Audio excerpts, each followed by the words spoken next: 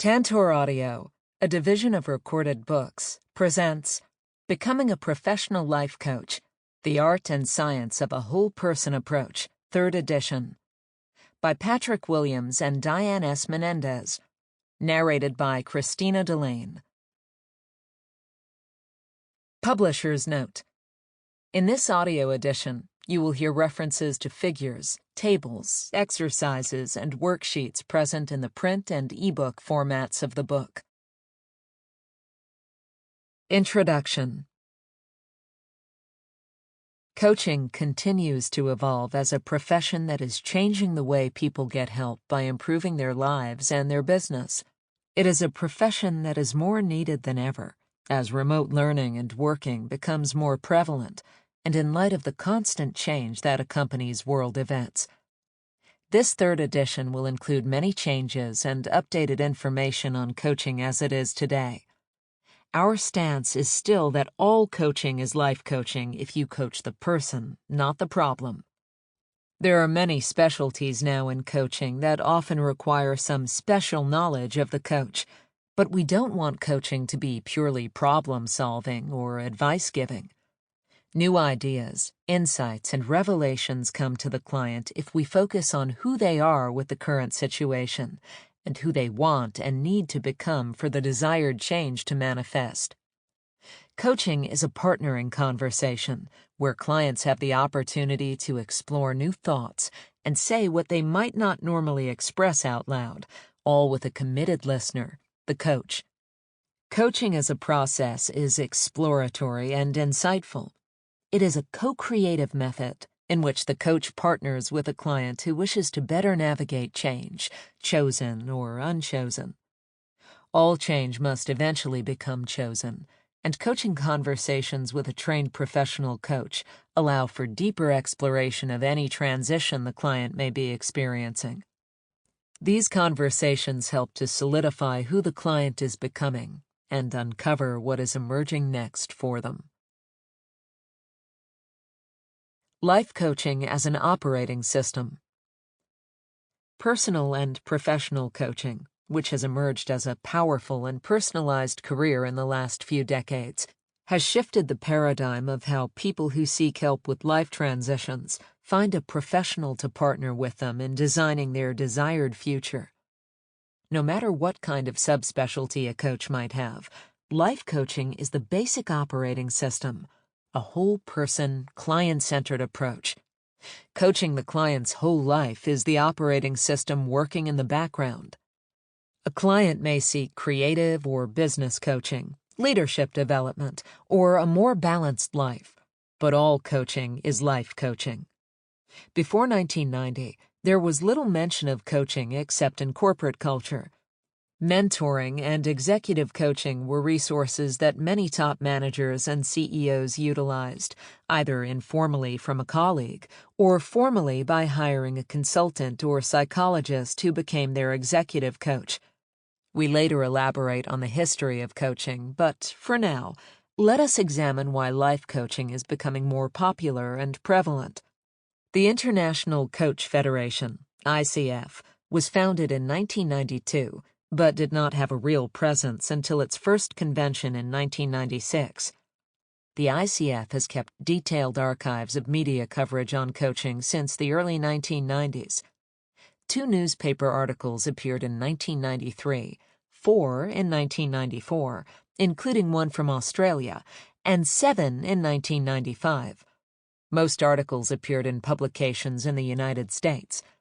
Then, in 1996, a huge increase in publicity occurred, with more than 60 articles, television interviews, and radio shows on the topic of coaching. Every year since then, media coverage has increased to hundreds of articles, as well as live media coverage in countries such as the United States, Europe, Australia, Canada, Japan, and Singapore. This coverage has comprised both national and local radio and television, including Good Morning America, Today, CNBC, the BBC, and other outlets around the globe. In print, the only books written about coaching before the 1990s were geared toward corporate and performance coaching. Good, solid books about life coaching and all its specialties are now becoming numerous, including some recent national bestsellers. As of this writing, there are over 50,000 certified coaches in over 150 countries who are members of the International Coach Federation. Understanding the history of coaching provides current and prospective life coaches with a framework for understanding their profession, as well as insight into future opportunities. This framework also helps life coaches place themselves squarely within the larger context of a profession that is still evolving. Casting our eyes across the diverse landscape of coaching today reveals that the profession is global, widely known, and full of specializations and diverse ways for people to access coaching. Anyone who reads a book with this much content must be aware that to put these lessons into practical use often requires a more formal learning structure. When I created the Institute for Life Coach Training, ILCT, it was the 12th recognized coach training program globally, and now there are thousands. Much of the earlier versions of this text were based on many years of our coach training, and now it has evolved even further. For a very comprehensive and scholarly history of coaching's evolution as a unique profession and the influential tributaries that flowed to it, please note Dr. Vicki Brock's Source Book of Coaching History. The Roots of Life Coaching. Coaching has a unique paradigm, but it's not new in its sources, theory, and strategies. Much of the foundation of coaching goes back many decades and even centuries. The draw of pursuing life improvement, personal development, and the exploration of meaning began with early Greek society. This is reflected in Socrates' famous quote, "The unexamined life is not worth living." Since that time, we have developed many ways of examining our lives, some useful and some not. Some are grounded in theory and are evidence-based, while others are made up and useless. What persists, however, is that people who are not in pursuit of basic human needs such as food and shelter do begin to pay attention to higher needs such as self-actualization, fulfillment, and spiritual connection. In ancient Greece, as now, people have always had an intense desire to explore and find personal meaning. Coaching today is seen as a new phenomenon, yet its foundations can be found in modern psychology and philosophy. Coaching is a new field that borrows from and builds on theories and research from related fields that have come before it. As such, coaching is a multidisciplinary, multi-theory synthesis and application of applied behavioral change. Coach training schools today, both private and academic, must be clear about their theoretical underpinnings and the philosophy that supports what they teach. From its inception, ILCT declared that its intention was to have a content-rich, theoretically based curriculum equivalent to a graduate-level education. Because the original participant base consisted of helping professionals, therapists, counselors, psychologists, industrial organizational practitioners, and psychiatrists, they knew that they needed to discuss participants' common and varied education, the impact of psychology and philosophy on coaching practice, and coaching's use of adult learning models. The curriculum that emerged was written by and for therapists transitioning into coaching. It has since expanded in its reach to other aligned helping professionals who have a similar educational background and a psychological orientation for achieving greater human potential. Contributions from psychology. So, what has the field of psychology brought to coaching, and what are the major influences? There have been 4 major forces in psychological theory since the emergence of psychology as a social science in 1879. These 4 forces are Freudian, behavioral, humanistic, and transpersonal. In recent years, there have been 3 other forces at work, which we believe are adaptations or evolutions of the original 4. Cognitive behavioral psychology grew from a mix of the behavioral and humanistic schools.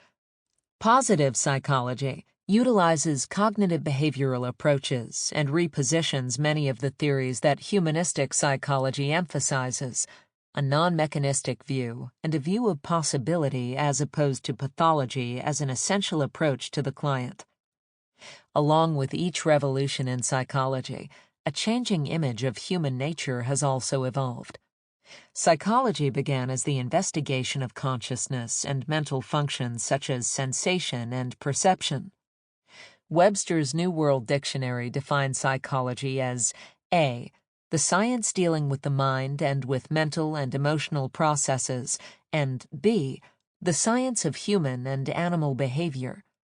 Much of the early influence on psychology came from the philosophical tradition, and early psychologists adopted the practice of introspection used by philosophers.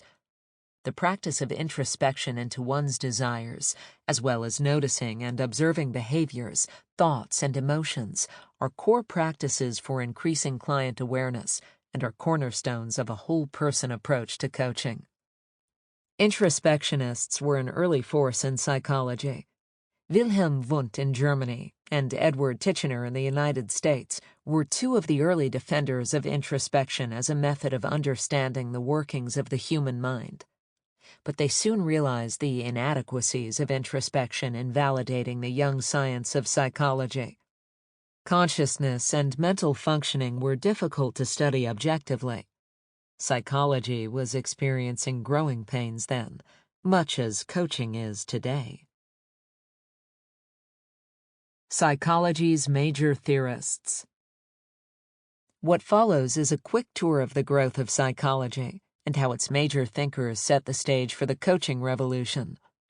William James was the father of American psychology. James preferred ideas to laboratory results and is best known for his writing on consciousness and his views that humans can experience higher states of consciousness. He wrote on such diverse topics as functions of the brain, perception of space, psychic and paranormal faculties, religious ecstasy, will, attention, and habit. He gradually drifted away from psychology, and in his later life emphasized philosophy, changing his title at Harvard University to Professor of Philosophy. Nevertheless, James had a tremendous influence on the growth of the psychology profession, and he is still widely read today. One of his most historic books, The Varieties of Religious Experience, is a treatise that offers much on the topics of spirituality and transpersonal consciousness. Sigmund Freud influenced the first force in psychology, the Freudian approach. While psychology in the United States was struggling for an identity and striving for recognition by the scientific community, European psychology was being reshaped by Freud's theories. He created a stir in the medical community with his ideas and theories, and finally gained acceptance in psychiatry with the talking cure breakthrough, psychoanalysis. Freud brought us such terms as unconscious, id, ego, and superego, and ideas such as the unconscious, transference, countertransference, defense mechanisms, and resistance. His theories, although strongly based in pathology, allowed the pursuit of our unconscious desires and subconscious mechanisms that influenced behavior, and they soon began to gain acceptance in the United States as well. As Freudian thought was taking shape in Europe and the United States, William James and others began to focus on measurable behavior. Many American psychologists began to combat Freudian theories as another non-verifiable subjective pseudoscience of the mind.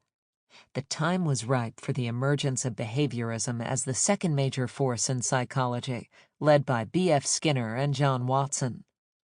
Hundreds of years previously, Shakespeare had commented, "What a piece of work is a man."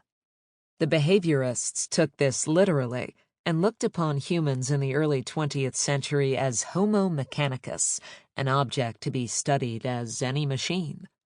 Homo mechanicus was a machine whose mind was ignored. In the 1950s, Abraham Maslow and Carl Rogers initiated the third force in psychology, humanistic psychology, which focused on the personal, ontological and phenomenological aspects of human experience, as opposed to the mechanistic and reductionist theories of Freudianism and behaviorism. Maslow eventually posited the fourth force, transpersonal psychology, which included mind, body, and spirit. It delved into altered states of consciousness that were naturally induced by esoteric practices and drug-induced by LSD. See the works of Stan Grof, Timothy Leary, and Richard Alpert, aka Baba Ram Dass, and other hallucinogens as a way to explore the transpersonal realm. This research began to open our knowledge of the human mind and expand our windows of perception and possibility. Carl Jung introduced symbolism, ancient wisdom, the spiritual archetypes, life reviews, synchronicity, transpersonal consciousness, stages of life, individuation, the shadow, both good and bad, and spiritual quests. Jung broke away from Freud in pursuing a more holistic, spiritual understanding of human motivation. He is quoted as saying, "Who looks outside dreams. Who looks inside awakens." That is a powerful quote for coaching today. ILCT emphasizes an approach to clients that must include examining their developmental stage or orientation as part of the coach's working alliance with the client. Alfred Adler, 1927 to 1998, worked on social connections, humans as social beings, the importance of relationships, family of origin themes, significance and belonging, lifestyle assessment, the big question, what if, and acting as if. Roberto Assagioli, the father of psychosynthesis, wrote about our ability to synthesize our various aspects to function at higher levels of consciousness. He introduced such concepts as subpersonalities, wisdom of the inner self, higher self, and the observing self. Karen Horney was an early, influential feminist psychiatrist. Her key theories involved irrational beliefs, the need for security, early influences on rational emotive theory, and modeling the goal of self-help. She was a contemporary of Adler's and an early influence on Carl Rogers. Fritz Perls, founder of Gestalt therapy, worked with personality problems involving the inner conflict between values and behavior, desires, introducing terms such as top dog, underdog, polarity, black and white thinking, the empty chair technique, and awareness in the moment. Gestalt therapy also valued the whole person experience of the client, including mind, emotions, physicality, and spirituality. Perls was influenced by Kurt Lewin's change theory and his work in figure-ground perspectives. Carl Rogers developed a client-centered approach that suggested clients have the answers within them. He brought us the terms unconditional positive regard and humanistic psychology. He introduced the practice of listening, reflecting, and paraphrasing, and the value of silence and sacred space. Empathic listening was key to Rogers. It is also key for the profession of coaching. Abraham Maslow introduced his hierarchy of needs and values. He reflected on being needs versus deficiency needs, the higher self, and transpersonal potential.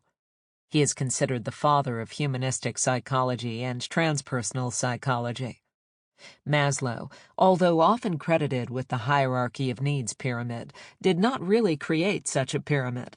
That was done by management consultants in the 1960s. But Maslow's research on self-actualization and being needs versus deficit needs continues to influence coaching theory today. Virginia Satter was the mother of family therapy, sometimes called the Columbus of family therapy. She believed that a healthy family life involved an open and reciprocal sharing of affection, feelings, and love. She was well known for describing family roles, such as the rescuer, the victim, and the placater, that functioned to constrain relationships and interactions in families. Her work was an early systemic look at relationships, and one that has had a strong influence on coaching in the business context. Viktor Frankl developed logotherapy out of his personal experience during World War II. Influenced by existential philosophy and his own existential crisis, Frankl wrote Man's Search for Meaning while in a Nazi prison camp, and later published it from notes he had made on toilet paper. He is quoted as saying that the one freedom that could not be taken from him while in prison was his mind and his freedom to think, dream, and create. Frankl introduced paradoxical intent into psychology. What you resist persists, or what you give energy to is what you manifest. Coaches today help their clients focus on what they want and on creating desired outcomes. Frankl is cited by coaches as an exemplar of the importance of intention, as well as the necessity of finding meaning in work and life. Milton Erickson investigated hypnotherapy, as well as linguistics and the double binding of the client. From his work, we learn to focus on possibility and looking for the uncommon approach to change, including paradoxical behaviors. Erickson is the father of American hypnotherapy, and along with Gregory Bateson, an early influencer of neurolinguistic programming, NLP, created by Richard Bandler and John Grinder, and popularized by Tony Robbins. Jeffrey Zeig and Bill O'Hanlon, students of Erickson, introduced pattern interruption, the confusion technique, forced choice, assumption of the positive path, non-trance hypnosis, and unconscious competence. Reframing is another important coaching tool based in their work. We're certain that most coaches use reframing to shift a client's view of a situation. In the 1970s, solution-focused approaches emerged that emphasized less focus on the problem and instead putting energy into discovering what works. Three well-known practitioners in this arena are the late Insoo Kim Berg and her husband, the late Steve DeShazer, and Bill O'Hanlon. O'Hanlon developed solution-oriented therapy, which has now been reframed as solution-focused coaching. Berg, along with Peter Sabot, wrote Brief Coaching for Lasting Solutions, 2005, which blends solution-focused theory and brief short-term coaching sessions. Fernando Flores is a philosopher who took the work of J.L. Austin and John Searle on speech-act therapy and applied it to human interaction through conversations. By exploring how language really brings action into being, Flores inadvertently devised one of the most useful coaching tools, making requests. Flores was the early influencer of Werner Erhard and his Erhard Seminars training, EST, which later became Landmark Education and influenced Thomas Leonard's early curriculum at Coach U. Martin Seligman promoted positive psychology as a strength-based approach to human fulfillment. Positive psychology is applied to therapy as well as coaching and education. Its consistent focus is on building and using strengths rather than weaknesses. Seligman's work is highly useful to coaches, as he focuses on intense use of current academic research to back up theories. Positive psychology has evolved as an entire movement. Life coaching can be viewed as applied positive psychology. In addition to the theories discussed here, a vast array of research into lifespan developmental psychology has created an understanding of developmental trajectories that can be helpful to coaches. Daniel Levinson's early work on the life development of Harvard graduates over their 50-year lifespan yielded great insight into men's development within that age cohort. Carol Gilligan's work on girls and women created insights into the ways women's thinking and behavior differs from men's over the lifespan. Robert Keegan developed theories and methods for assessing the development of levels of consciousness in human lifespan development. Ken Wilber's integral approaches to psychology and life built on and went beyond the transpersonal approaches. In essence, his integral psychology examines all the various therapies that exist and then plugs them into the developmental levels for which they are most appropriate. For example, Freudian psychology is most relevant to disorders that occur in early childhood, ages 2 to 7. Jungian psychology is best suited to existential issues of early adulthood, most of which are seldom addressed until midlife. Transpersonal therapies are best for people who have healthy ego structures but sense the absence of higher meaning in their lives. Wilbur synthesized the developmental models of several leading psychologists, including Freud, Piaget, Erikson, Kohlberg, and Bandura for early development, and then added Jung, Gilligan, Aurobindo, Washburn, Keegan, Fowler, Underhill, and dozens of others to produce a developmental model that incorporates every stage from birth up to total non-dual enlightenment.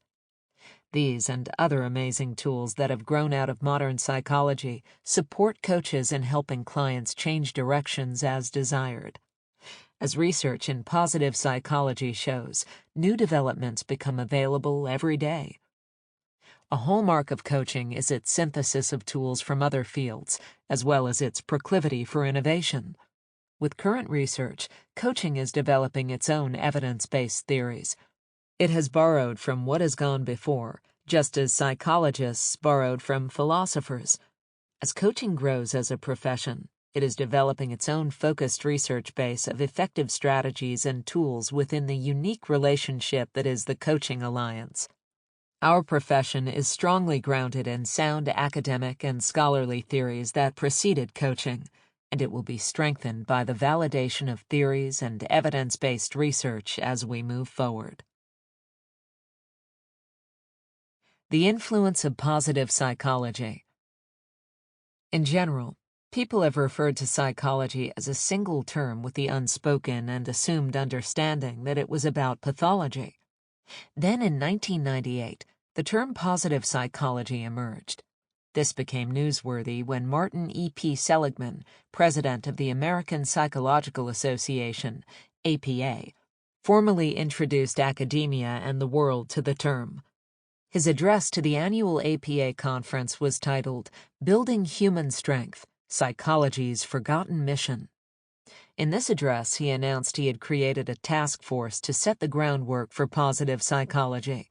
That is, a reoriented science that emphasizes the understanding and building of the most positive qualities of an individual: optimism, courage, work ethic, future-mindedness, interpersonal skill, the capacity for pleasure and insight, and social responsibility. It is my belief that since the end of World War II, psychology has moved too far away from its original roots, which were to make the lives of all people more fulfilling and productive, and too much toward the important, but not all-important, area of curing mental illness. With Seligman's address, there was a major acknowledgement and repositioning within psychology. This shift focused on illuminating and defining the good life. In fact, the addition of the word positive to this new initiative effectively acknowledged that in their quest to treat pathology, most practitioners in the field had overlooked a large portion of the population functioning at a healthy level, but nevertheless with a strong desire to improve their life experiences. 2 years later, in their introduction to the 2000 millennial edition of The American Psychologist, Seligman and Mihai Csikszentmihalyi wrote, "We have scant knowledge of what makes life worth living. Psychology has come to understand quite a bit about how people survive and endure under conditions of adversity. But we know very little about how normal people flourish under more benign conditions. Psychology has, since World War II, become a science largely about healing. It concentrates on repairing damage within a disease model of human functioning. This almost exclusive attention to pathology neglects the fulfilled individual and the thriving community. The aim of positive psychology is to begin to catalyze a change in the focus of psychology from preoccupation only with repairing the worst things in life to also building positive qualities. The field of positive psychology at the subjective level is about valued subjective experience, well-being, contentment and satisfaction, past, hope and optimism, future, and flow and happiness, present. At the individual level, it is about positive individual traits, the capacity for love and vocation, courage, interpersonal skill, aesthetic sensibility, perseverance, forgiveness, originality, future-mindedness, spirituality, high talent, and wisdom. At the group level, it is about the civic virtues and the institutions that move individuals toward better citizenship, responsibility, nurturance, altruism, civility, moderation, tolerance, and work ethic. With Seligman's commitment to the research of positive psychology. Sample complete. Ready to continue?